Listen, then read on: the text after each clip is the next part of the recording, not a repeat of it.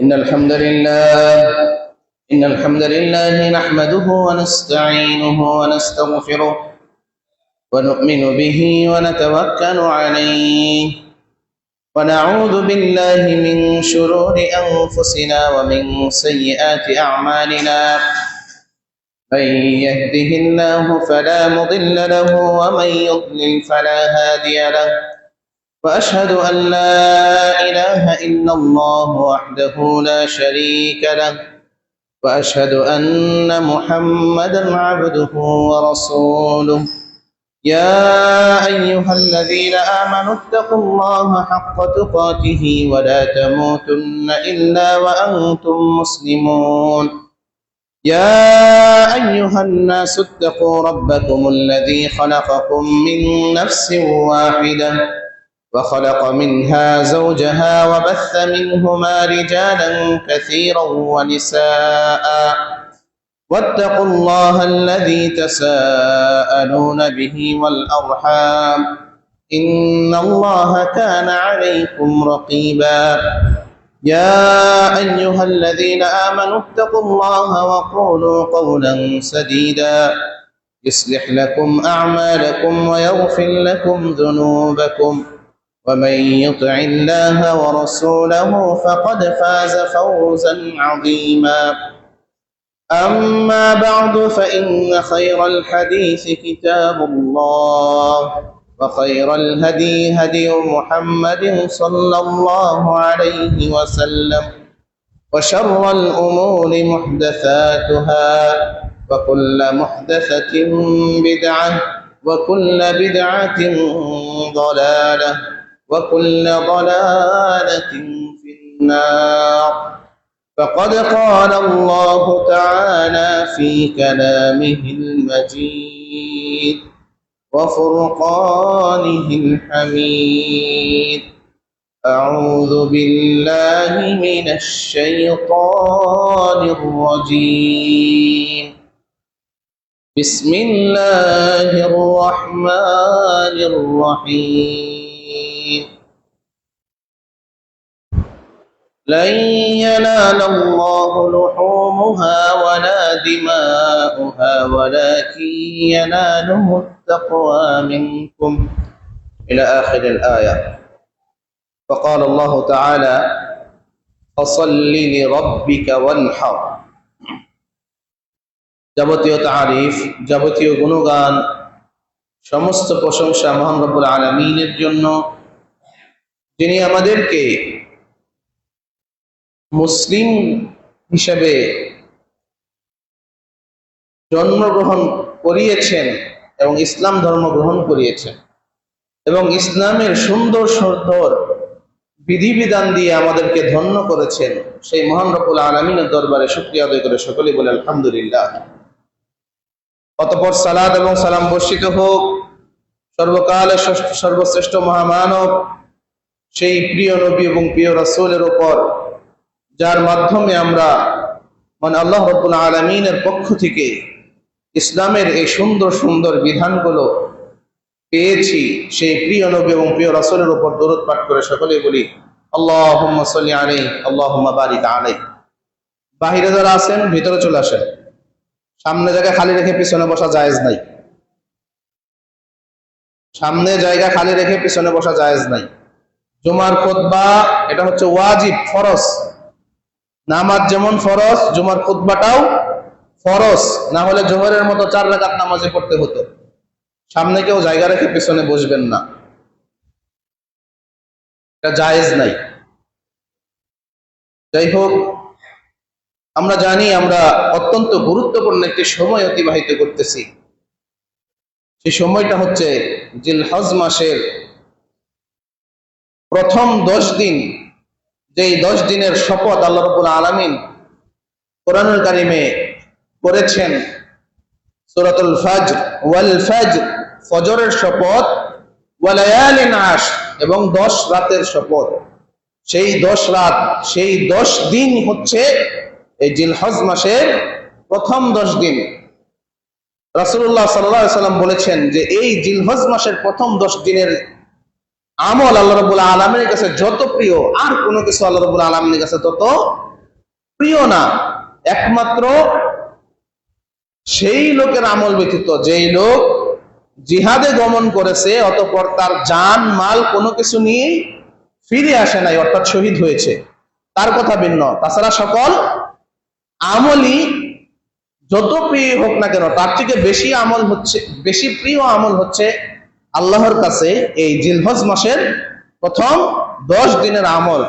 আর এই জিলহজ মাসের প্রথম 10 দিনের প্রায় সপ্তাহখানেক আমাদের মাঝে অতিবাহিত হয়ে গিয়েছে, কিন্তু এখনো দুঃখের বিষয় আমরা অনেকেই এই দিনগুলোর আমল সম্পর্কে গাফেল। রাসূলুল্লাহ সাল্লাল্লাহু আলাইহি সাল্লাম এই জিলহজ মাসের প্রথম 10 দিনের প্রায় 9 দিনে সাওম পালন করতেন, আমাদেরও বেশি বেশি করা উচিত। আর এই জিলহজ মাসের প্রথম দশকের অন্যতম একটি গুরুত্বপূর্ণ দিন হচ্ছে আরাফার দিন। আর আরাফার দিনের একটা সাওম আছে, যারা হাজি না, আমরা যারা হজ করতে যাই নাই, তাদের জন্য অত্যন্ত গুরুত্বপূর্ণ আমল। রাসূলুল্লাহ সাল্লাল্লাহু আলাইহি সাল্লাম বলেছেন, সিয়ামু ইয়াউমি আরাফা আহতাসিবু আলাল্লাহি আন ইউকাফিরা সানাতাল্লাতী ক্বাবলাহু ওয়াস সানাতাল্লাতী বা'দাহু। সুবহানাল্লাহ। রাসূলুল্লাহ সাল্লাল্লাহু আলাইহি সাল্লাম বলছেন যে ব্যক্তি আরাফার সিয়াম পালন করবে, আমি আশা করি, আল্লাহর কাছে আমি আশা করি যে তার পূর্বের 1 বছর এবং পরের 1 বছরের গুনাহ আল্লাহ রাব্বুল আলামিন ক্ষমা করে দিবেন। সুবহানাল্লাহ। তাহলে একটা গুরুত্বপূর্ণ আমল রয়ে গিয়েছে, এই প্রত্যেক দিনই আমাদের সাওম পালন করা উচিত। কিন্তু যারা না পেরেছি, সাওম পালন না করেছি, অন্তত পক্ষে এত গুরুত্বপূর্ণ এত ফজিলতপূর্ণ একটা আমল, এটা যেন আমাদের কারো বাদ না যায়। সেটা হচ্ছে কি? আরাফার দিনের সিয়াম। যদিও এটা নিয়ে অনেক মতভেদ আছে, কারণ বর্তমানে যে ইসলামিক স্কলার আছে, বিশ্বমানের যত আলেম আছেন, শেখ সুলাইমান আর রুহাইলি হাফিজাহুল্লাহ, শেখ ফাউজান হাফিজাহুল্লাহ সহ আরো অনেক আলেমগণের মতামত হচ্ছে যে আরাফার দিন হচ্ছে ওই দিন যেদিন হাজিগণ আরাফার মাঠে অবস্থান করেন। আরাফার দিন কোন দিন? যেদিন হাজিগণ কি করেন? আরাফার মাঠে অবস্থান করেন। এই আরাফা এমন একটি দিবস বা আরাফা এমন একটি স্থান যেটি সারা বিশ্বেই পালিত হয় না। সারা বিশ্বেই কি হয় না? পালিত হয়। আরাফা তো সারা বিশ্বের অন্য কোথাও নাই, একমাত্র কোথায় আছে? মক্কাতে আছে। কোথায় আছে? মক্কা। আলেম ওলামাদের মত হচ্ছে যে এই আরাফা আল্লাহ রাব্বুল আলামিন মক্কায় দিয়েছেন, এই আরাফার মাধ্যমে মক্কাকে সম্মানিত করেছেন। সুতরাং যেদিন হাজিগণ আরাফায় অবস্থান করবে, সেদিনই সারা বিশ্বের মুসলিমদের সাওম পালন করতে হবে। সেটাই হচ্ছে আরাফার সাওম। যেহেতু সিয়ামের নাম হচ্ছে কি? সিয়ামু ইয়াউমি আরাফা, আরাফার দিনে সাওম পালন করতে হবে। তাহলে হাজিগণ যেদিন আরাফায় অবস্থান করবে, সেদিনই সাওম পালন করতে হবে। আবার রাসূল সাল্লাল্লাহু আলাইহি সাল্লামের একটা হাদিস আছে যে তোমরা চাঁদ দেখে সাওম পালন করো এবং চাঁদ দেখে কি করো? সাওম ভঙ্গ করো। সেই হাদিসের দৃষ্টিকোণ থেকে আবার অনেক আলেম ওলামাগণ বলেছেন যে আরাফার রোজা, আরাফার সিয়ামটা প্রত্যেক দেশের মানুষ তার নিজ নিজ দেশে জিলহজ মাসের 9 তারিখে পালন করবে। প্রত্যেক দেশের মানুষ তার নিজ নিজ দেশের কি জিলহজ মাসের 9 তারিখে পালন করবে। যেমন ভাবে আজকে আমাদের আগামীকালের কথা যদি বলি, শনিবার হচ্ছে সৌদি আরবে জিলহজ মাসের 9 তারিখ। শনিবার কয় তারিখ? 9 তারিখ। এই শনিবার আগামীকালই হাজিগণ আরাফায় অবস্থান করবেন। কিন্তু আমাদের বাংলাদেশের চাঁদ অনুযায়ী আগামীকাল আমাদের থাকবে হচ্ছে 8 তারিখ। তো এক শ্রেণীর আলেমের মতে হচ্ছে কালকেই আমাদের সাওম পালন করতে হবে, কেননা কালকেই হাজিগণ আরাফায় অবস্থান করবেন। আরেক প্রকার আলেমের মতামত হচ্ছে যে না, আমাদের দেশে যখন জিলহজ মাসের 9 তারিখ হবে তখনই এই সাওমটা পালন করতে হবে। আসলে জিনিসগুলো এত চিন্তা করার দরকার নাই, টেনশন করার দরকার নাই। ইসলাম এত সংকীর্ণ কোনো জীবন বিধান না। দুই পক্ষের আলেমের মতের কোনো এক মতকেও আমরা ভুল প্রমাণ করতে পারবো না। এখন আমরা যেটার উপরে আমল করি না কেন, আমরা আশা করি আল্লাহ রাব্বুল আলামিন আমাদেরকে এই আরাফার সিয়ামের যে ফজিলতটা আছে আমাদেরকে দান করবেন ইনশাআল্লাহ। আমরা সেই আশাই করব। এর কারণে কেউ যদি আগামীকাল যেদিন হাজিরা আরাফায় অবস্থান করবে সেদিন সাওম পালন করে, তাকেও আমরা কেউ ভুল বলতে পারবো না। আবার কেউ যদি তার পরের দিন বাংলাদেশের জিলহজ মাসের 9 তারিখে সাওম পালন করে সেটাকেও ভুল বলা যাবে না। তবে অধিকাংশ আলেমের মানে মত হচ্ছে যে যেদিন হাজীগণ আরাফায় অবস্থান করে সেই দিন সাওম পালন করাটাই বেশি গ্রহণযোগ্য মনে করেছেন অধিকাংশ আলেম। এর জন্য আমরা এটাকেই বেশি গুরুত্ব দেওয়ার চেষ্টা করব যে যেদিন হাজীগণ আরাফায় অবস্থান করেন, আমরা এখন মিডিয়ার মাধ্যমে জানতে পারি যে কবে আরাফার দিবস পালন হচ্ছে, সেহেতু যেদিন আরাফায় হাজীগণ থাকবেন সেই দিনই আমরা আরাফার সাওম পালন করব। সুতরাং আজকে দিবাগত রাতে সাহরি খেয়ে কালকে সারাদিন আমাদের সাওম পালন করতে হবে। আল্লাহ রাব্বুল আলামিন আমাদের সকলকে সেই তৌফিক দান করুন, আমিন। এবং এর ব্যতিক্রম করে কেউ যদি পরের দিনও সাওম পালন করে তাকেও ভুল বলার সুযোগ নেই। আমরা আশা করি আল্লাহ রাব্বুল আলামিন আমাদের সকলকেই এই আরাফার সিয়াম হিসেবেই যেন এই সিয়ামটা আল্লাহ রাব্বুল আলামিন আমাদের কবুল করেন, আমিন। অতঃপর আরেকটা গুরুত্বপূর্ণ আমল হচ্ছে তাকবীর পাঠ করা। এই তাকবীরটা মূলত জিলহজ মাসের চাঁদ দেখার পর থেকেই সাহাবায়ে কেরামগণ বেশি বেশি পাঠ করতেন। হাটে বাজারে, হাঁটতে চলতে, মসজিদে, সকল জায়গায় সবসময় পাঠ করাটাই হচ্ছে কি সুন্নাহ। কিন্তু তার মধ্যে আরেকটা গুরুত্বপূর্ণ আমল হচ্ছে আরাফার দিন ফজর থেকে শুরু করে 13ই জিলহজ আসর পর্যন্ত ফরজ নামাজের পর এই তাকবীরটা দেওয়ার জন্য বেশি তাকিদ দেওয়া হয়েছে হাদিসের মধ্যে। প্রত্যেক ফরজ নামাজ শেষ করেই আমরা কি পড়ি, যে ইস্তিগফারটা পাঠ করি, আস্তাগফিরুল্লাহ আস্তাগফিরুল্লাহ আস্তাগফিরুল্লাহ, আল্লাহুম্মা আনতাস সালাম ওয়া মিনকাস সালাম তাবারাকতা ইয়া যাল জালালি ওয়াল ইকরাম।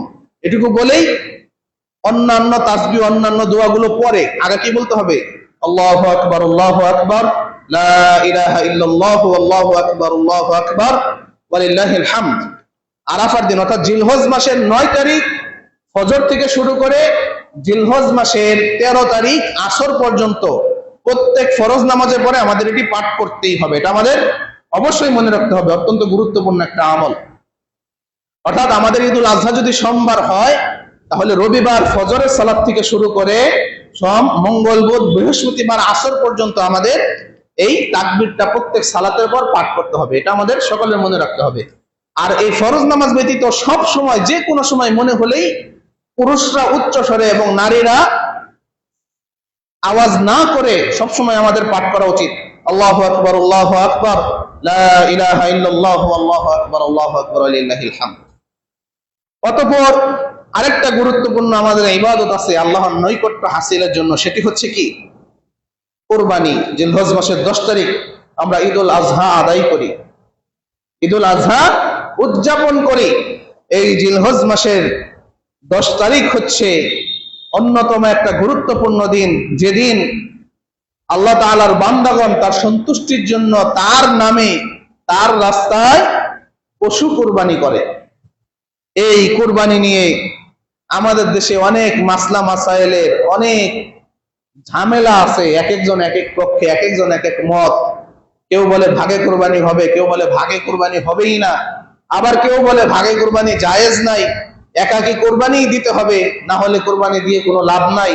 আবার অনেকে আমরা ঠাট্টা বিদ্রুপ করে বলি যে যারা ভাগে কুরবানি দেয় তারা হচ্ছে কি মাংসের সমিতি করে, মাংস খাওয়ার জন্য কুরবানি দেয়। আসলে কুরবানি তাদের নিয়ত না, এরকম অনেক কথা আছে।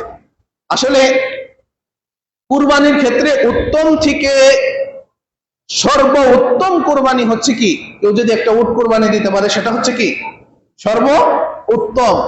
এবং তার থেকে নিম্ন মানে যদি আসি, কেউ যদি একটা গাভী গরু কুরবানি দেয় সেটাই হচ্ছে কি তারপরে উত্তম আর কি। আর তারপরেরটা যদি আসি সেটা হচ্ছে কি, কেউ যদি একটা বকরি, দুম্বা, খাসি, ভেড়া, মেষ কুরবানি দেয় সেটা হচ্ছে কি 3 নাম্বার পর্যায়ের উত্তম বলা যায়।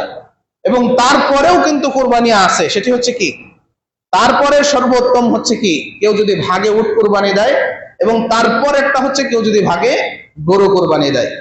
কিন্তু এই ছাগল, ভেড়া, মেষ এগুলোতে ভাগী হওয়ার কোনো অপশন নাই, কোনো সুযোগ নাই, এগুলো একাই দিতে হবে।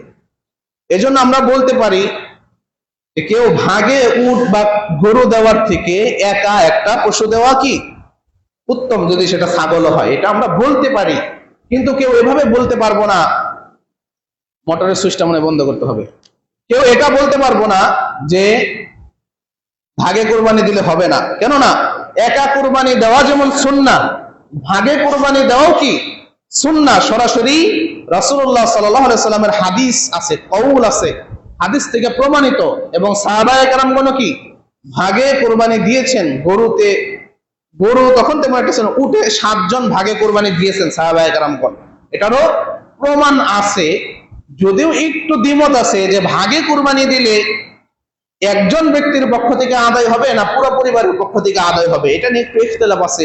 তবে বেশিরভাগ আলেমের মত হচ্ছে কেউ যদি একা একটা বকরি কোরবানি দেয় সেটা যেমন তার এবং তার পরিবারের পক্ষ থেকে আদায় হয়ে যাবে, তেমনি ভাবে কেউ যদি একটা উট বা একটা গরুতে একটা ভাগ নেয় তাহলেও সেটা তার এবং তার পরিবারের পক্ষ থেকেই আদায় হয়ে যাবে। অধিকাংশ আলেমগণ এই মতামত দিয়েছেন, যেটাকে ভুল বলার কোনো সুযোগ নাই। আবার অনেক আলেম বলেছেন যে না, ভাগে কোরবানি দিলে পরিবারের পক্ষ থেকে হবে না, শুধু ব্যক্তির পক্ষ থেকে হবে। এগুলো আসলে দুটাই হচ্ছে যুক্তি, কোনোটাই রাসূলুল্লাহ সাল্লাল্লাহু আলাইহি সাল্লামের কথা দ্বারা কেউ কোনোটাই প্রমাণ করতে পারবে না।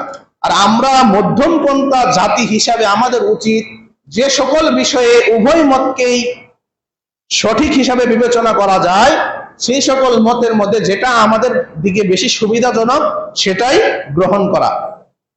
ঠিক তেমনি ভাবে অধিকাংশ আলেম যেমন মত দিয়েছেন, যেহেতু যে একটা ভাগ নিলেও নিজের পক্ষ থেকে এবং পরিবারের পক্ষ থেকে আদায় হয়ে যাবে, তাহলে আমরা এটার উপরই বিশ্বাস করতে পারি, আশা রাখতে পারি যে আল্লাহ তাআলা কবুল করবেন।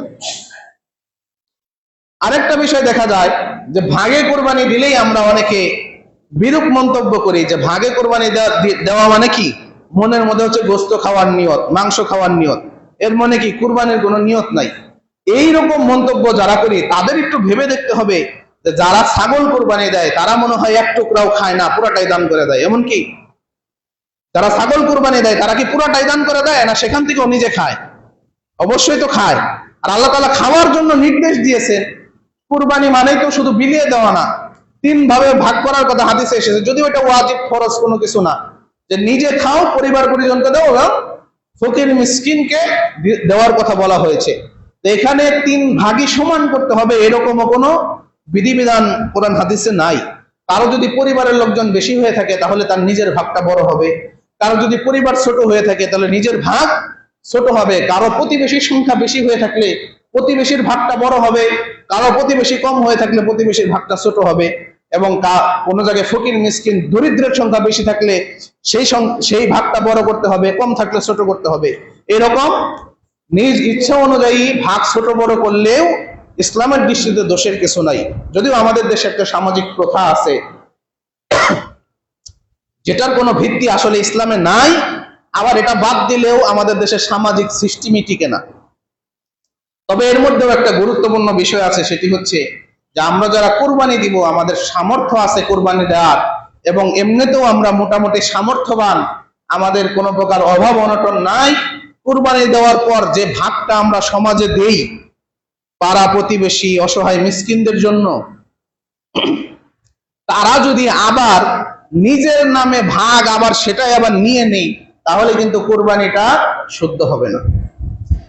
যারা কোরবানি করে কোরবানির গোশত দিয়ে দিব সমাজে বা যে কারণে অন্য কোনো নিয়তে দিয়ে দেওয়ার পর সেখান থেকে যদি আবার নিজে নিয়ে নেন তাহলে কিন্তু কোরবানি শুদ্ধ হবে না। আলেম ওলামাগণ এটাকে অত্যন্ত নিকৃষ্ট ভাবে উপস্থাপন করেছেন। কোন কোন আলেম বলেছেন যে কুকুর যেভাবে বমি করে নিজের বমি আবার চেটে খায়, কেউ যদি কোরবানির গোশত কোথাও দিয়ে আবার সেখান থেকে নিজে কিছু নেয় এটাও ওইটার মতোই সমান।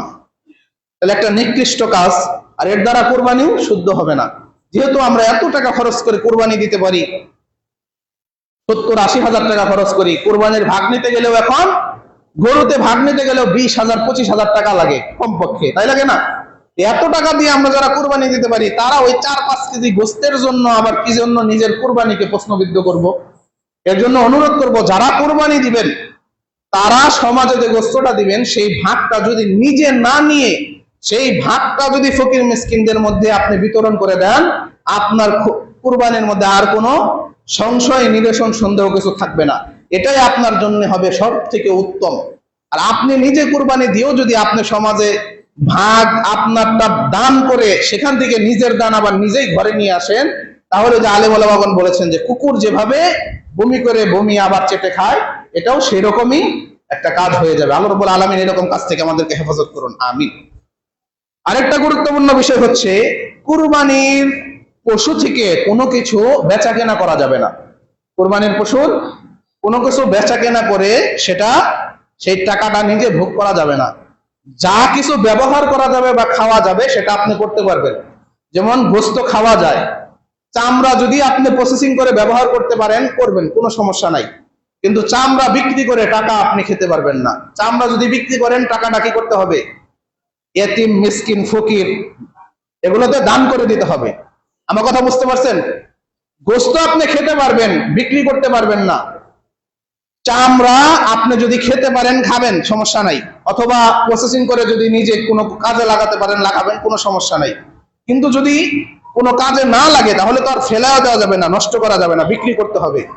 তো অনুরূপ যদি আপনি চামড়াটা বিক্রি করেন সেই টাকাটা আবার নিজে ব্যবহার করা যাবে না, সেটা কি করতে হবে? অসহায়, দরিদ্র, মিসকিন, ইয়েতিম এরকম দেখে দান করে দিতে হবে। এবং কোন প্রকার গোস্ত বেচা কেনা করা যাবে না। করা যাবে? কিন্তু আমরা কিন্তু করি বেচা কেনা। কিভাবে করি? যে আমি কোরবানি দিলাম, একটা গরু কোরবানি দিলাম, এলাকার 2-3 জন এসে আমাকে একটু সহযোগিতা করলো, গোস্ত কেটে দিল। তা আমরা কি করি? তার বিনিময়ে তাকে কিছু গোস্ত দিই। এটা কিন্তু বেচা কেনা হলো। অর্থাৎ সে যে আমাকে একটু পরিশ্রম করে সহযোগিতা করেছে, আমরা তার পারিশ্রমিক দিচ্ছি কি দিয়ে? এই গরুর গোস্ত দিয়ে। এটা কিন্তু হারাম। এটা যারা দিবে তাদের কোরবানি বাতিল হয়ে যাবে, কোরবানির গোস্ত বিক্রি করার শামিল হয়ে যাবে। সাহাবায়ে কেরামগণ কি করতেন? কেউ কথা বলেন না, কথা বলেন না কেউ। সাহাবায়ে কেরামগণ তিনাদের সময়ও কোরবানির সময় একজন আরেকজনকে সহযোগিতা করত। তো তারা যদি তাদেরকে পারিশ্রমিক দিতে চাইতেন তাহলে নিজের পকেট থেকে এক্সট্রা টাকা দিতেন। নিজের পকেট থেকে কি এক্সট্রা টাকা দিতেন। আর কোরবানির গোস্ত সাধারণভাবে প্রতিবেশী হিসাবে যা দেওয়ার ওইটুকুই। আমি আপনাকে সহযোগিতা করলাম বলে আপনি আমাকে 1 কেজি বেশি দিলেন, তাহলেই কোরবানি বাতিল হয়ে যাবে। সেটাই গোস্ত বেচা কেনার শামিল। অর্থাৎ মজুরি হিসাবে আমাকে গোস্ত দিচ্ছেন, এটা জায়েজ নাই। এই জন্য এই কাজটা আমরা কেউ করবো না। একজন আরেকজনকে, আসলে ঈদুল আজহার আনন্দই হচ্ছে কি? কোরবানি করা, গোস্ত কাটা, একজন আরেকজনকে সহযোগিতা করা, তাই না? কিন্তু আমাদের মন মানসিকতা এখন অনেকটা নষ্ট হয়ে গেছে। আমরা শুধু চিন্তা করি যে কাকে সহযোগিতা করলে আমাকে একটু গোস্ত দিবে, শুধু তারটাই যায় ধরি, আর কারোটা ধরি না। আবার এমনও কিছু মানুষ আছি যে আমাকে যে যে সহযোগিতা করছে তাদেরকে ব্যতীত আর কাউকে আমরা গোস্ত দিই না, এরকম আছে না? এগুলো হীন মন মানসিকতার কারণে কিন্তু আমাদের অনেকের কোরবানি নষ্ট হয়ে যায়, আল্লাহ তাআলা কবুল করেন। তা আমাদের চিন্তা করতে হবে কি, যে এই ঈদ আসে কি জন্য? আমাদের ভেদাভেদ দূর করার জন্য। ধনী গরিব সকলে আমরা একই মাঠে সালাত আদায় করব, একই মাঠে কুরবানি করব। সকলেই যখন যাকে বিপদে দেখবো, যার সহযোগিতা দরকার, সকলেই তাকে সহযোগিতা করার চেষ্টা করব। কেউ যেন বসে না থাকে, এটাই তো আনন্দ। যার সাথে সারা বছর কথা বলি নাই, ঈদের দিন ওগুলো মনে রাখা যাবে না। তাওবা করে তার সাথে গোলাগুলি করে নিতে হবে। তার কোনো বিপদ, তার পশু কুরবানি হচ্ছে, সেখানে গিয়ে ধরতে হবে, তাকে সহযোগিতা করতে হবে। এবং সহযোগিতার সময় মনের মধ্যে এই নিয়ত রাখা যাবে না যে তাকে সহযোগিতা করলে আমাকে হয়তো কিছু গোস্ত দিবে। আমি আমার আনন্দ ভাগাভাগি করার জন্য তাকে সহযোগিতা করব। আর যারা সহযোগিতা করবে, যাদেরকে সহযোগিতা করবে, তাদের নিয়ত থাকবে হচ্ছে যে আমিও আনন্দ ভাগাভাগি করার জন্য আমাদের পাড়া প্রতিবেশী যারা এখানে আছে সকলকে আমি কিছু কিছু দিব, আনন্দটা ভাগাভাগি করে নিব, গোস্ত দিব, দিলেই আমার শেষ হয়ে যাবে না। এইরকম নিয়তে আমাদের একজন আরেকজনকে সহযোগিতা করতে হবে। ওই গোস্তের বিনিময়ে কোনো পারিশ্রমিক এই কোরবানির ঈদের সাথে সম্পৃক্ত করা যাবে না, দিলে এটা সঠিক হবে না। ইসলামের দৃষ্টিতে এটা জায়েজ নাই। এগুলো থেকে আমাদের হেফাজত, বিরত থাকতে হবে। আল্লাহ তাআলা আমাদের সকলকে সেই তৌফিক দান করুন, আমিন। তারপরে আসি হচ্ছে ঈদের সালাত। ঈদের সালাত এটাও একটা গুরুত্বপূর্ণ ইবাদত। আলেম ওলামাদের মতে এটি হচ্ছে সুন্নতে মুআক্কাদা, অনেকে ওয়াজিবও বলেছেন। আমরা কোনো মতকেই ফেলে দিতে পারি না, অর্থাৎ আমাদের এটা আদায় করতে হবে। নারীদের ব্যাপারে যদি বলি, মা বোনদের জন্য ওয়াক্তীয় সালাতগুলো বাড়িতে আদায় করা উত্তম। বাড়িতে আদায় করা উত্তম, মসজিদে আদায় করলে জায়েজ আছে। জুমার সালাতের কথা বলে যদি বলি, তাহলে জুমার সালাতে মহিলাদের মসজিদে আসা ভালো। কেননা যদি আসে তাহলে তারা ইসলামিক কিছু কথা শুনতে পারে, খুতবা শুনতে পারে, খুতবা থেকে অনেক কিছু তারা শিখতে পারবে। সেই অনুযায়ী সন্তান সন্ততিদের তারা মানুষ করতে পারবে, নিজেও পরিবর্তন হতে পারবে। এই জন্য আলেম ওলামাগণ বলেছেন যে জুমার নামাজেও মহিলাদের আসা উচিত। আর যদি ঈদের সালাতের কথা বলি, ঈদের সালাতে মহিলারা আসতে বাধ্য। পুরুষদের যেমন ঈদের সালাতের বিধান, মহিলাদেরও কি একই বিধান। কেউ যদি বলি যে ঈদের নামাজ ওয়াজিব, তাহলে মহিলাদের জন্য ওয়াজিব। আর যদি বলি সুন্নতে মুআক্কাদা, মহিলাদের জন্য মুআক্কাদা। এবং রাসূল সাল্লাল্লাহু আলাইহি ওয়াসাল্লাম তাদের ঈদগাহে আসার গুরুত্ব দিতে দিতে এমন ভাবে বলেছেন যে সুস্থ যারা আছে তারা তো আসবেই, কেউ যদি ঋতুবতী অবস্থায় থাকে তাকেও আসতে হবে, তারাও আসবে, এটা ইসলামের বিধান। কিন্তু তারা এসে সালাত আদায় করবে না, এক সাইডে বসবে এবং খুতবা শুনবে, এবং খতিব যখন দোয়া করবে তখন আমিন আমিন বলবে। এবং আরেকটা গুরুত্বপূর্ণ কাজ হচ্ছে তাকবীর পাঠ করবে। আর ঈদের সালাতে আসার সুন্নাহ পদ্ধতি হচ্ছে পরিবার পরিজন নিয়ে একসাথে বের হওয়া। পরিবার পরিজন নিয়ে একসাথে বের হওয়া, এই না যে আমি চলে গেলাম, একটু পরে আমার বাবা আসতেছে, তারপরে আমার মা, তারপরে আমার ওয়াইফ, তারপরে আমার বোন, এরকম না। রাসূলুল্লাহ সাল্লাল্লাহু আলাইহি সাল্লাম তার পরিবার পরিজনকে একসাথে নিয়ে বের হতেন এবং এক রাস্তা দিয়ে ঈদগাহে গমন করতেন, অন্য রাস্তা দিয়ে ফিরে আসতেন। এবং যাওয়ার সময়ও উচ্চ স্বরে তাকবীর বলতেন, আসার সময়ও উচ্চ স্বরে তাকবীর বলতেন। এবং ঈদগাহে উপস্থিত হওয়ার পর নামাজ শুরু হওয়ার আগ পর্যন্ত একটাই কাজ, সেটা কি? উচ্চ স্বরে তাকবীর পাঠ করা। মা বোনেরা নিম্ন স্বরে পড়বেন আওয়াজ ছাড়া, কিন্তু আমরা যারা পুরুষ আছি তারা কি ঈদের নামাজ শুরু হওয়ার আগ পর্যন্ত উচ্চ স্বরে তাকবীর পাঠ করব, আর কোনো কাজ নাই। ঈদের নামাজের আগে কোনো খুতবা নাই, ঈদের নামাজের আগে কোনো আলোচনা নাই, ঈদের নামাজের আগে ইমাম সাহেব নামাজের নিয়মও শিখাবেন না। ঈদের মাঠের প্রথম কাজই হচ্ছে সালাত আদায় করা, আর তার আগ পর্যন্ত তাকবীর পাঠ করা, আল্লাহু আকবার, আল্লাহু আকবার, আল্লাহু আকবার, লা ইলাহা ইল্লাল্লাহু, আল্লাহু আকবার, আল্লাহু আকবার, লিল্লাহিল হামদ। আর কোনো কিছু হবে না। এই যে ঈদের নামাজের নিয়মটা আজকে আমি মোটামুটি ভালোভাবে বলে দিচ্ছি। ঈদের দিন আর এটা বলার প্রয়োজন আছে বলে আমরা মনে করি না, যেহেতু আমরা মুসলিম। ঈদের সালাতের নিয়ম আমাদের জানা সকলের জন্যই ওয়াজিব, ফরজ। নিয়মটাই যদি না জানি তাহলে কি মুসলিম হলাম? প্রত্যেক নামাজের আগে যদি নিয়ম বলে দিতে হয়, আমরা তো মুসলিম হিসেবে লজ্জাবোধ করা উচিত আমাদের। তাহলে ঈদের সালাতের আগে শুধুমাত্র তাকবীর পাঠ করা হবে। ঈদের সালাতের আগে কোনো আলোচনা নাই, খুতবা নাই, ওয়াজ নসিহত কিছুই নাই। যারা যে আলেম, যে সকল হুজুররা ঈদের নামাজের আগে ওয়াজ করে, নসিহত করে, বয়ান করে, তারা হচ্ছে রাসূলুল্লাহ সাল্লাল্লাহু আলাইহি ওয়াসাল্লামের পরিপন্থী একটা কাজ করে। রাসূলুল্লাহ সাল্লাল্লাহু আলাইহি ওয়াসাল্লাম ঈদগাহে গিয়ে সর্বপ্রথম সালাত আদায় করতেন, আর রাসূলের বিধানকে উপেক্ষা করে এরা কি ওয়াজ নসিহত সুর দিয়ে বিভিন্ন আলোচনা শুরু করে দেয়। এরা হচ্ছে বিদাতি হুজুর। এরা কি হুজুর? বেদাতি হুজুর। এই সকল হতভাগা হুজুররা মৃত্যুর পর হয়তো রাসূল সাল্লাল্লাহু আলাইহি ওয়াসাল্লামের সুপারিশও তাদের কপালে জুটবে না। এরকম বিদাত থেকে আল্লাহ রাব্বুল আলামিন আমাদেরকে হেফাজত করুন, আমিন। আর ঈদের সালাতের যে নিয়ম আমি সংক্ষিপ্তভাবে বলে দিচ্ছি, আপনারা সকলেই মনে রাখবেন যে আমরা ঈদের সালাতে পরিবার পরিজন নিয়ে বের হব, এক রাস্তা দিয়ে আসবো, আরেক রাস্তা দিয়ে যাব। আর রাস্তা যদি একটাই থাকে তাহলে অন্তত পক্ষে এক পাশ দিয়ে আসা, যাওয়ার সময় অন্য পাশ দিয়ে যাওয়া। এবং বাড়ি থেকে বের হওয়ার পর থেকে নামাজ শুরু হওয়ার আগ পর্যন্ত সবসময় আমাদের মুখে কি থাকবে? আল্লাহু আকবার, আল্লাহু আকবার, লা ইলাহা ইল্লাল্লাহু, আল্লাহু আকবার, আল্লাহু আকবার, ওয়া লিল্লাহিল হামদ। ঈদগাহ মাঠ যেন সবসময় গুম গুম করে। কি করে? ঈদগাহ মাঠ সবসময় গুম গুম শব্দ হবে, কখনো যেন নীরব না থাকে, অথবা অযথা অন্য কোনো আলোচনা যেন সেখানে না হয়, এটা আমাদের খেয়াল রাখতে হবে। তারপর ইমাম আসবেন, আমরা দাঁড়িয়ে যাব, কাতার সোজা করব, সালাত শুরু হয়ে যাবে। সাধারণ সালাতের মতোই আমরা তাকবীরে তাহরিমা বেঁধে সালাত শুরু করব। তারপর সানা পাঠ করে আমরা অতিরিক্ত প্রথম রাকাতে 7টা তাকবীর দিব কিরাতের আগেই। সূরা ফাতিহা পাঠ করার আগে কয়টা তাকবীর দিব? 7টা তাকবীর। এখানে একটু মতভেদ আছে। অধিকাংশ আলেম ওলামাগণের মত হচ্ছে আমরা যে তাকবীরে তাহরিমা দিলাম সেটা সহই 7 তাকবীর, অর্থাৎ নামাজ শুরু করার যে তাকবীর সেটা বাদে অতিরিক্ত 6 তাকবীর দিতে হবে। কিন্তু ইমাম শাফিঈর মত হচ্ছে না, সেটা বাদে অতিরিক্ত 7 তাকবীর। কোনোটাই আমরা ভুল বলতে পারবো না, যে যেটার উপর আমল করে করুক। তারপর সাধারণভাবে আমরা সূরা ফাতিহা পাঠ করব। তারপর রাসূল সাল্লাল্লাহু আলাইহি ওয়াসাল্লামের নির্দেশিত কয়েকটা সূরা আছে, তার মধ্যে একটা সূরাতুল আ'লা, সেটাই আমরা ম্যাক্সিমাম পাঠ করি।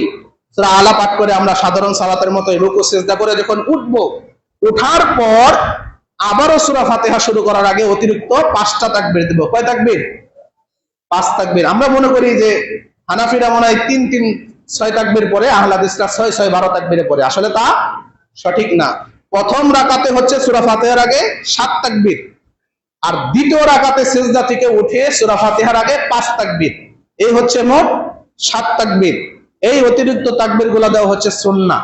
তাকবীর যদি কেউ না দেয় তাহলেও সালাত হয়ে যাবে, ভুল বশত যদি কম বেশি হয় তাহলেও সালাত হয়ে যাবে, ভুল বশত কোনো রাকাতে যদি তাকবীর বাদ করে তাও সালাত হয়ে যাবে, কোনো সমস্যা নাই। কিন্তু আমরা খেয়াল করব আমাদের তাকবীরটা যেন ঠিক থাকে। এই অতিরিক্ত দ্বিতীয় রাকাতে 5 তাকবীর দেওয়ার পর সাধারণভাবে আমরা সূরা ফাতিহা এবং অন্য সূরাতুল গাশিয়া শেষ করে আমরা সালাত শেষ করব, এবং সালাত শেষ করার সাথে সাথে আমরা তাকবীর পাঠ করব, আল্লাহু আকবার, আল্লাহু আকবার, লা ইলাহা ইল্লাল্লাহ, আল্লাহু আকবার, আল্লাহু আকবার, ওয়ালিল্লাহিল হামদ। এভাবে তাকবীর পাঠ করে আমরা, ইমাম সাহেব কি করবেন, খুতবার জন্য দাঁড়িয়ে যাবেন। খুতবা শুরু হয়ে যাবে, কিন্তু জুমার খুতবা শোনা যেমন ওয়াজিব, ঈদের খুতবা শোনা তেমন ওয়াজিব না, সালাতের অংশ না। কেউ ইচ্ছা করলে শুনবে, কেউ ইচ্ছা করলে চলে যাবে, কিন্তু কেউ বিশৃঙ্খলা করবে না। যারা চলে যাবে, রাসূল সাল্লাল্লাহু আলাইহি ওয়াসাল্লাম ঈদের সালাত শেষ করেই বলতেন যে যারা খুতবা শুনবে তারা থাকো, আর যারা শুনবে না তারা চলে যাও। কিন্তু সাহাবায়ে কেরামগণের মধ্যে কেউ কিন্তু চলে যেতেন না, কারণ রাসূল সাল্লাল্লাহু আলাইহি ওয়াসাল্লাম কথা বলবেন সেটা না শুনে কি সাহাবারা চলে যায়? যায় না। তো যেহেতু এটা রাসূল সাল্লাল্লাহু আলাইহি ওয়াসাল্লামের কথা ছিল, আমাদের কথাও তাই, যে যারা খুতবা শুনবেন মনোযোগ সহকারে চুপ করে শুনতে হবে, আর যারা শুনবেন না তারা কি করবেন, চলে যাবেন। এই মাঠের সামনে দাঁড়িয়ে, মাঠের শেষ প্রান্তে দাঁড়িয়ে অন্য কোনো কিছু করবেন, অন্য কথাবার্তা বলবেন খুতবা চলাকালীন, এটা হচ্ছে চরম বিয়াদবি। এটা কেউ করবো না আমরা, মনে থাকবে তো ইনশাআল্লাহ। এবং সালাত শেষ হওয়ার পর, খুতবা শুরু হওয়ার পর যে কালেকশনের লোক আছে তারা যখন যাওয়া শুরু করবে, কোনো প্রকার কথাবার্তা না বলে আপনারা যে যা পারেন দেওয়ার চেষ্টা করবেন ইনশাআল্লাহ। বেশি বেশি দান করার চেষ্টা করবেন। আমরা এত টাকা দিয়ে কোরবানি দিতে পারবো, ঈদের মধ্যে এত টাকা দিয়ে ড্রেস দিতে পারবো, কিন্তু ঈদের নামাজে আসলে আমরা অনেকেই দেখা যায় 10 টাকা 20 টাকার নোট খুঁজি যে মসজিদে দিব। এরকম করা একটা হীনমন্যতার পরিচয়। আমরা 70,000 টাকাটা যদি কোরবানি দিতে পারি, 5-10 হাজার টাকার পোশাক যদি আমরা ব্যবহার করতে পারি ফ্যামিলির লোকজন, তাহলে মসজিদেও আমরা 500-1000 টাকা দেওয়ার সামর্থ্য অবশ্যই রাখি। এটা আমাদের মাথায় রাখতে হবে। আল্লাহ তাআলা সকলকেই সুন্দরভাবে ঈদের সালাত আদায় করার তৌফিক দান করুন, আমিন। এবং বেশি বেশি দান করার তৌফিক দান করুন, আমিন। ঈদের দিন রাসূল সাল্লাল্লাহু আলাইহি ওয়াসাল্লামের জামানায় সাহাবায়ে কেরামগণ অনেক বেশি দান করতেন, এবং দানের দিক থেকে সবথেকে বেশি অগ্রগামী ছিলেন তখনকার মহিলারা। রাসূল সাল্লাল্লাহু আলাইহি ওয়াসাল্লামের সময় ইসমাইল, রাসূল সাল্লাল্লাহু আলাইহি ওয়াসাল্লামের সময় দানের দিক থেকে, ঈদের দিন ঈদের মাঠে দানের দিক থেকে সবথেকে বেশি অগ্রগামী ছিলেন কারা? মহিলাগণ। তারা অনেক সময় নিজের অলংকার খুলেও কি দান করে দিতেন রাসূলের খুতবা শুনে। আর আমাদের এক শ্রেণীর জাহেল হুজুর, জাহের মোল্লারা, এরা ফতোয়া দিয়ে থাকে কি, যে ঈদগাহে মহিলাদের যাওয়া হারাম, নাউজুবিল্লাহ। ঈদগাহে মহিলাদের যাওয়া কি হারাম, মসজিদে মহিলাদের আসা নাকি জায়েজ নাই, এগুলো নাকি ফিতনা হয়। অথচ তাদের সেই সকল হুজুররা যে সমাজে মসজিদের দায়িত্ব আছে, ওই সমাজের মহিলারা হিন্দুদের মেলায় যাচ্ছে, এটা নিয়ে তাদের কোনো কথা নাই। ঈদের মধ্যে মার্কেটে যাচ্ছে বেপরদা হয়ে, সেগুলো নিয়ে কোনো কথা নাই। ঈদগাহে আসলে নাকি ফিতনা হয়, মসজিদে আসলে নাকি ফিতনা হয়। এইরকম জাহেল হুজুরদের থেকে, জাহেল মুল্লাদের থেকে আল্লাহ রাব্বুল আলামিন আমাদেরকে হেফাজত করুন, আমিন। তো আমরা যারা ঈদের খুতবা শুনবো তারা সুন্দরভাবে বসে খুতবা শুনবো, আর যারা শুনবো না, ইচ্ছা নাই বা ব্যস্ততা আছে, তারা তাড়াতাড়ি চলে যাব। আর ঈদের সালাত, ঈদের দিনের গুরুত্বপূর্ণ একটি সুন্নাহ হচ্ছে না খেয়ে ঈদগাহে আসা। রাসূলুল্লাহ সাল্লাল্লাহু আলাইহি ওয়াসাল্লাম না খেয়ে ঈদগাহে আসতেন ঈদুল আজহায়। ঈদুল ফিতরে খেয়ে আসতেন, ঈদুল আজহায় না খেয়ে আসতেন, এবং তিনি যে পশু কুরবানি করতেন সেই পশুর গোশত দিয়েই সেই দিনের প্রথম আনন্দটা শুরু করতেন, খাওয়া দাওয়াটা শুরু করতেন। আল্লাহ তাআলা এই ঈদুল আজহার, অর্থাৎ ঈদুল আজহার 10 তারিখ থেকে 13 তারিখ পর্যন্ত কিন্তু কোরবানি করা যায়। 10 তারিখ থেকে 13 তারিখ পর্যন্ত কিন্তু কোরবানি করা যায়, এটা আমরা অনেকেই জানি না। আর এই কয়দিন কিন্তু সিয়াম পালন করা, রোজা রাখা আল্লাহ রাব্বুল আলামিন হারাম করেছেন। এই কয়দিন রোজা রাখা কি করেছেন? হারাম করেছেন। এই কয়দিন আমাদের কাজ হইল বেশি বেশি আল্লাহর বরত্ব ঘোষণা করা, তাকবীর পাঠ করা, আল্লাহু আকবার, আল্লাহু আকবার, লা ইলাহা ইল্লাল্লাহু, আল্লাহু আকবার, আল্লাহু আকবার, ওয়ালিল্লাহিল হামদ। এই একটা কাজ। আরেকটা কাজ হচ্ছে খাওয়া। এই কয়দিনে আর কোনো কাজ নাই, বেশি বেশি আল্লাহর তাকবীর পাঠ করা আর খাওয়া। এই কয়দিন রোজা রাখা জায়েজ নাই, হারাম। খাওয়ার জন্যই আল্লাহ তাআলা ঈদুল আজহা আমাদেরকে দিয়েছেন। কুরবানির পরে আমরা খাবো, এটাই স্বাভাবিক। এই জন্য রাসূল সাল্লাল্লাহু আলাইহি ওয়াসাল্লাম কি করতেন, নিজের কুরবানির পশু দ্বারাই কি ঈদুল আজহায় খাওয়া শুরু করতেন। আমাদেরও এই সুন্নাহটার প্রতি গুরুত্ব দেওয়া উচিত। এটা একটা মৃত সুন্নাহ। আমরা কি করি, দেরি করে ঈদুল আজহার সালাত আদায় করি, প্রথম কাজটাই সুন্নাহ পরিপন্থী। তারপর কি ঈদের সালাত আদায় করে বাড়িতে যাই আগে পেট ভরে খাই, তারপরে আমরা পশু কোরবানির দিকে আসি, তাই না? কিন্তু আমাদের উচিত হচ্ছে, বর্তমানে আমরা যদি দেখি আমাদের ফজরের সালাত হয় জামাতের টাইম 4:15, বেলা ওঠে সম্ভবত 5:15 দিকে। সেই ক্ষেত্রে আমরা যদি রাসূল সাল্লাল্লাহু আলাইহি ওয়াসাল্লামের অনুসারী হিসেবে গর্ববোধ করি, আমাদের 5:30 দিকেই কি ঈদুল আজহার সালাত করে ফেলা উচিত, যেটা আরবে করে। সেটা যদি না পারি অন্তত 6টায় 6:30টায় আমাদের করে ফেলা উচিত। সেটাও গ্রামে অনেকের অনেক দ্বিমত থাকে। তো আমরা যদি সুন্নাহ পালন করতে চাই, আমাদের সূর্য ওঠার পর যত তাড়াতাড়ি সম্ভব ঈদুল আজহার সালাতটা আদায় করে ফেলা উচিত। যদিও আজকে হয়তো বসে আপনারা ফাইনাল সিদ্ধান্ত নেবেন কয়টায় সালাত হবে, সেই অনুযায়ী সালাত হবে ইনশাআল্লাহ। তবে আমাদের উচিত হচ্ছে কি, রাসূল সাল্লাল্লাহু আলাইহি ওয়াসাল্লামের বিধান অনুযায়ী যে যত তাড়াতাড়ি সূর্য ওঠার পর যত তাড়াতাড়ি সম্ভব ঈদের সালাত আদায় করে খুতবা শেষ করে কুরবানি করে সেই কুরবানির গোশত দিয়ে প্রথমে খাবারটা খাওয়া। এখন আমরা অনেকে বলবো যে আমাদের কুরবানির গোশত পুরোপুরি ভাগ বন্টন করার আগ পর্যন্ত আমরা বাড়িতে নিতে পারি না। তাদের জন্য একটা ব্যক্তিগতভাবে পরামর্শ যদি দিতে চাই, যে আরবের অনেক লোক এটা আমল করে, যে একটা খাসি যারা কোরবানি দিবেন তারা তো একাই দিবেন, তাদের তো কোনো সমস্যা নেই। কোরবানি করার পর চামড়া চলার পর তাড়াতাড়ি করে কলিজাটা কেটে যদি বাড়িতে পাঠিয়ে দেন, সেটা রান্না করেও কিন্তু আপনার কাজ শেষ হওয়ার আগেই সেটা রান্না হয়ে যাবে, হবে না? একটা গরুতে 5 জন 7 জন 4 জন যদি ভাগ থাকেন, কলিজাটা যদি ওই কয়টা ভাগ করে আগেই রান্না করতে পাঠিয়ে দেন, এটা এত সমালোচনার কিছু হবে বলে আমি মনে করি না। এটা একটা সুন্নাহর আমলের জন্য যে আমরা শুরুতেই এই পশুর দ্বারাই খাবারটা শুরু করব। পুরা গোস্তটা নেওয়া যদি সম্ভব না হয়, অন্তত পক্ষে কলিজাটা কেটে পাঠিয়ে দিতে পারেন বাড়িতে, যে এটা অন্যান্য গোস্ত ভাগ করতে করতে এটা রান্না হোক, গিয়েই যেন আমরা খাবারটা খেতে পারি। এরকম আপনারা করতে পারেন। এটা ব্যক্তিগতভাবে পরামর্শ দিলাম, আপনাদের যেটা ভালো মনে হয় আপনারা করতে পারেন।